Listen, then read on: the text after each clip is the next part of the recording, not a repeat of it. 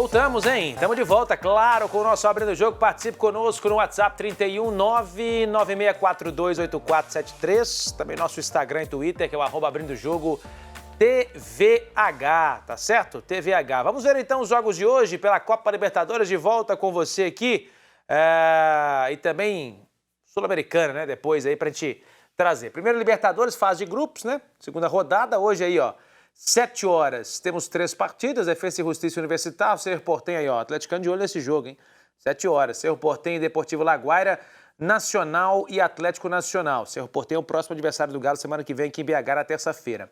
Às 9 da noite, nós temos aí River Plate e Júnior Barranquilla, deve ser um bom jogo, Santa Fé e Fluminense, outro bom jogo. E às 11 da noite, já não dá para mim mais não, aí só o André.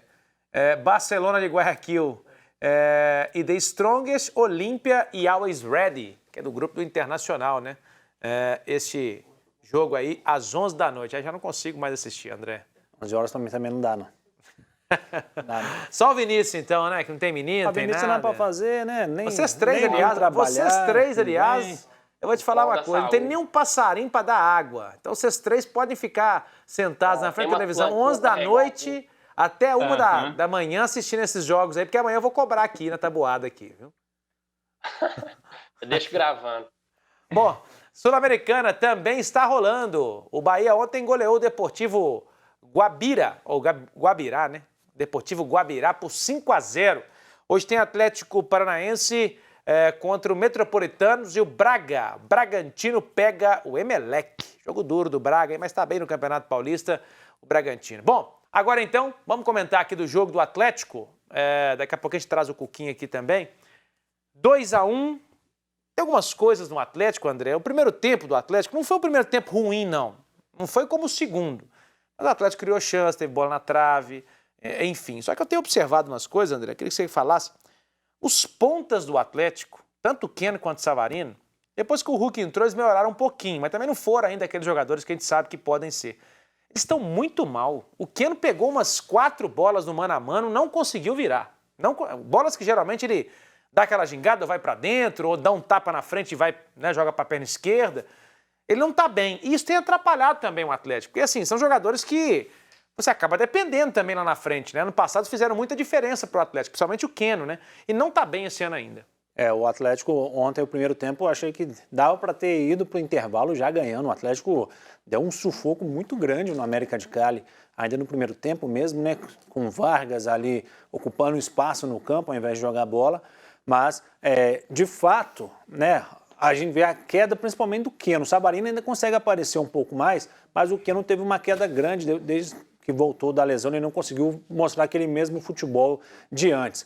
Na minha visão, o que pode acabar influenciando nisso é um pouco a mudança tática, né? Com o Sampaoli, os pontas eles ficavam na ponta, então eles corriam até a linha de fundo, voltavam, eles faziam aquela linha, eles estavam acostumados.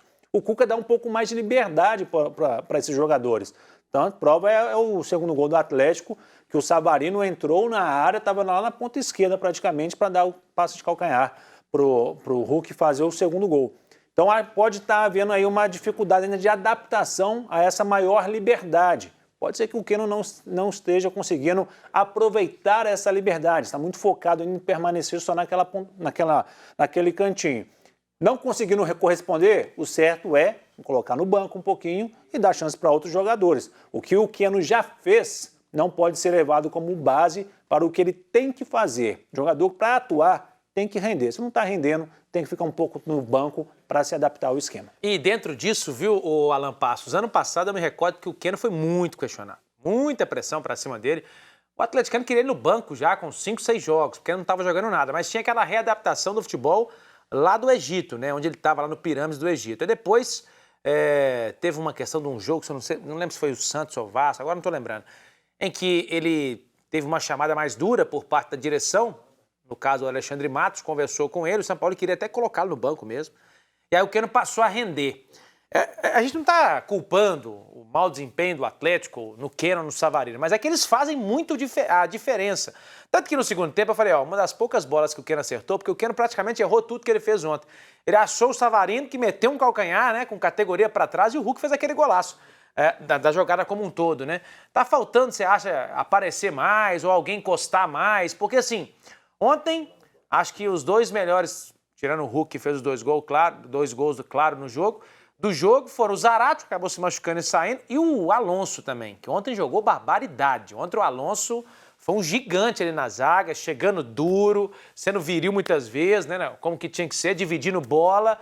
Então, assim, a gente viu um Atlético com mais vontade. Quem destoou, na minha opinião, mais foi o Mariano, né? O Mariano teve mais uma chance lá, mas tá difícil também, né, Alan? O Atlético ontem a gente teve alguns jogadores que atuaram ali na média, tem gente que ainda está decepcionando, como é o caso do Keno, mas você tocou num ponto aí, Paulinho, que é de sentir falta de aproximação, de parceria. Eu acho que os pontas do Atlético ainda sentem essa mudança de esquema. Antes, os laterais do Atlético ajudavam muito, estavam o tempo todo ali fazendo tabela. O Hulk tinha uma grande parceria com o Arana. O Arana, nesse ano, sob o comando do Cuca, ele vai menos ao ataque. Tanto é que todo mundo fala que o desempenho do Arana caiu. Eu acho que ele está jogando de maneira diferente. E isso impacta no futebol do Keno. O Keno, toda hora, ele tem que partir para a jogada individual. Ele não tem aquela parceria para a tabela com a mesma frequência que tinha no passado. E tem errado mais do que de costume. No jogo de ontem, eu só lembro de um lance que ele conseguiu passar pela marcação, e aí o goleiro do América fez uma boa defesa com o pé no cantinho. Assim. Então, o único lance que o Keno conseguiu vencer a marcação. Ainda está faltando, mas é o caso, assim, de se não render nos próximos jogos, tentar outras alternativas. O Marrone já entrou bem em alguns jogos esse ano. Não é nenhum problema grave você colocar um jogador como o Keno no banco. Mas, ao mesmo tempo que, como o André disse, o que ele já fez não credencia para ele seguir sempre, por outro lado, te faz ali esperar, ter mais paciência, porque a gente sabe do potencial dele, do que ele pode render e do tanto que ele é importante. Por isso que faz falta quando ele não está bem ao time do Atlético. Ô Vinícius, e ontem, lamentavelmente, o Zarate, eu disse aqui, né, numa jogada com o Igor Rabelo, inclusive, se lesionou. Não é uma lesão séria no sentido de fratura, né? O Atlético já trouxe essa informação através da assessoria de imprensa, mas iniciou o tratamento. Enfim, me parece uma atuação, porque ele chorou muito, né? Ele botou a mão no rosto, enfim, parece que sentiu muitas dores. Realmente o Zarate, uma pena, porque ele se encaixou muito bem ali com o Tietê. Eu brinquei aqui daquele meme do Tietê, né, no bloco anterior, mas para mim o Tietê fez um bom jogo ontem, né? Assim, claro que aquele vacilo ali não pode. Achei até que ele foi juvenil no sentido assim, escorregou, caiu, ele tentou se restabelecer, não conseguiu, puxa a perna do cara. É melhor você derrubar o cara, tomar um cartão amarelo ali, do que o cara fazer o gol, como foi feito, né? O cara limpou, bateu no canto.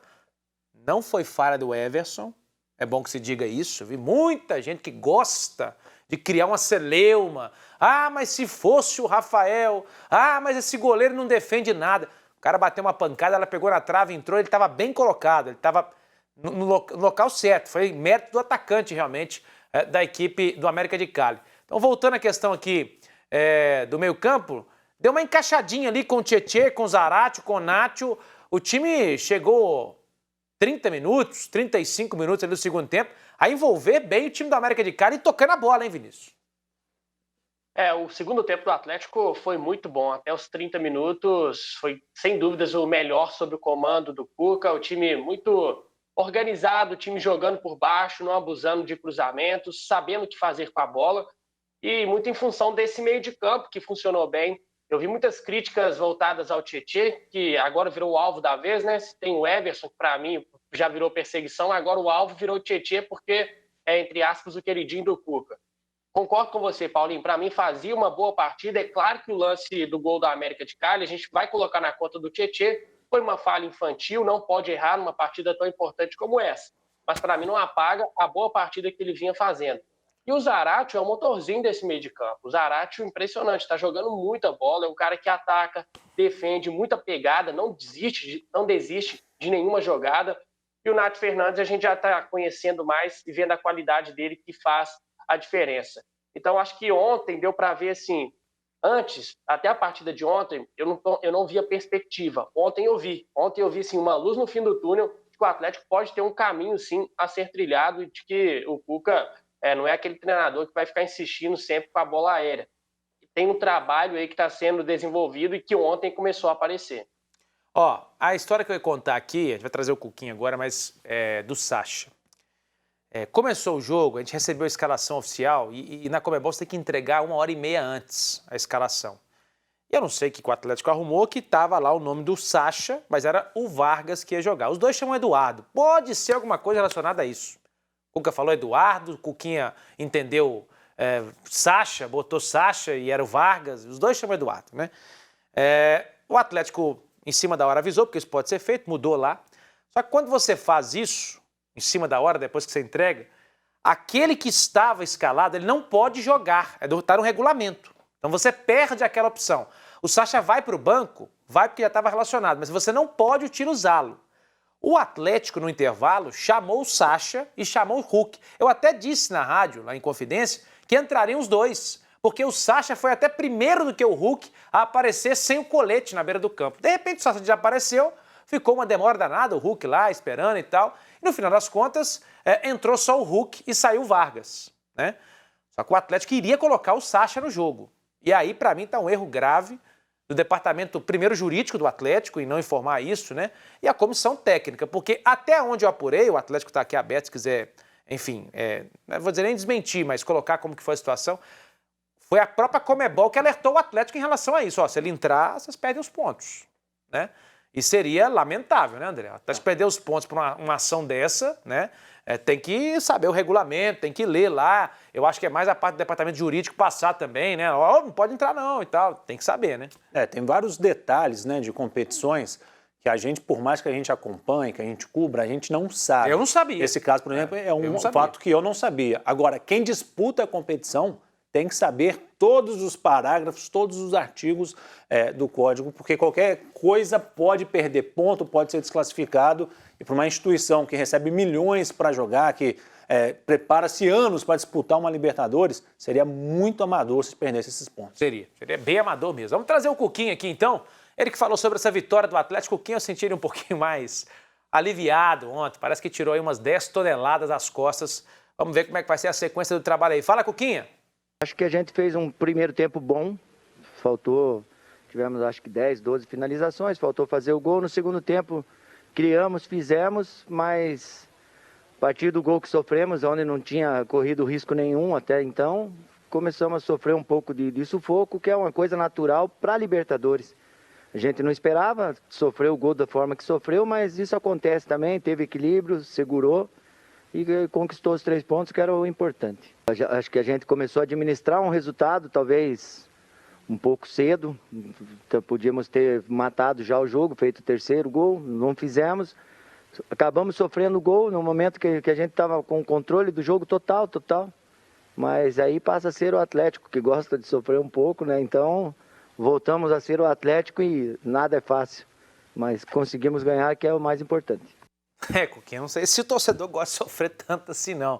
Tem essa brincadeira aí, né? Que o Atlético gosta sempre de sofrer, aquela coisa toda, mas é melhor ser mais tranquilo mesmo, né, André? Tava 2-0, né, pessoal? E era só o Atlético levar aquele jogo na tranquilidade. Faria ali até o 3. Eu imaginei que o Atlético faria 3-0, porque estava pressionando muito. Teve uma bola de cabeça do Hulk, teve uma falta do Nacho, teve um chute acho que do Savarino também, que o goleiro pegou. Ele começou a fazer muitas defesas. Então, assim, o Atlético estava rondando a área ali para fazer o terceiro gol, mas depois acabou vacilando lá com o Tietê e levou o 2-1. E depois no final foi um sufoco, hein? Tinha que ter seguido o que os outros brasileiros fizeram, né? O Inter fez 4, Palmeiras 5, o Atlético podia ter feito 4, 5 tranquilo. Vamos pro próximo jogo. Às vezes guardou pro próximo, né? Porque o próximo jogo vai ser duro. Então tem que vencer lá pelo menos de 1-0, 2-0, Cerro Porteño, para se manter bem aí na ponta do grupo. A gente vai pro intervalo agora, daqui a pouquinho a gente volta.